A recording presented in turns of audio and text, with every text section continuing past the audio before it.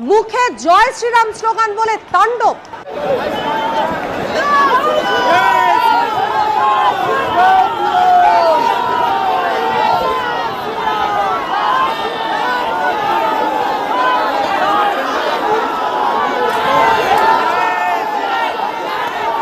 যুবভারতী স্টেডিয়ামে আজকে যে চরম বিশৃঙ্খলা দেখতে পাওয়া যায়, আমি সেই যুবভারতী স্টেডিয়ামে রয়েছি এবং সেইখানে যে ছবি দেখতে পাওয়া গেছে